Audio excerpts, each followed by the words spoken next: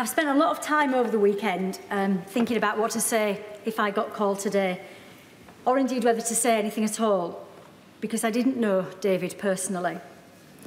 It's been a traumatic few days for many people, none more so than David's family and friends, and it's they who remain at the forefront of my mind this afternoon.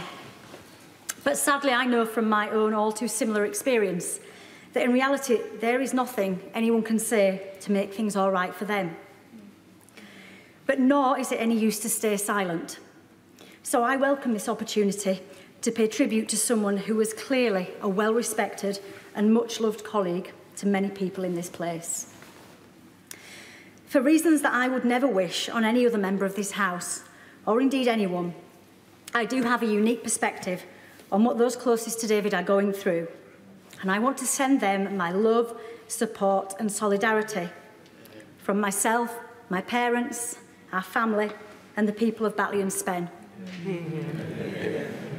I've blocked out much of what happened when Jo was murdered, but I remember very clearly the moment I took the phone call saying she had been attacked.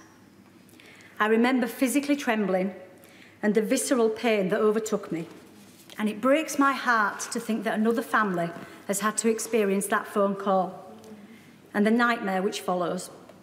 It's a roller coaster of deep trauma that no one should have to experience.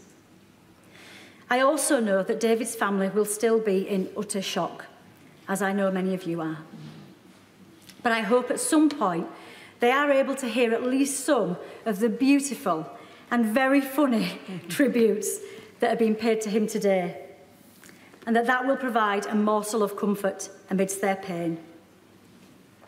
I can't talk about David on a personal level. As I say, I didn't know him. But from what I've heard, he strikes me as the sort of MP who I may well have come across in the coming months and ended up going for a cuppa with him to hear his thoughts on the work he was doing on the Children's Parliament or animal welfare or getting more support for people with learning disabilities. We would have been two backbench MPs from different parties and different parts of the country discussing issues close to our hearts. And I imagine it would have been a lot of fun. But sadly, that day will never come. I know that wider discussions will now take place about the safety of MPs, the awful abuse and intimidation we face, the nature of political discourse, and how we can deal with the evils of terrorism. And it's quite right that they do. But today is about David and his family, along with his staff, colleagues, and the community he served so well, the service he gave, and the support we should show all of them in the coming days, weeks, and months. It is up to us to make sure that we do, because I know more than most that they will need it and the powerful difference it will make to them.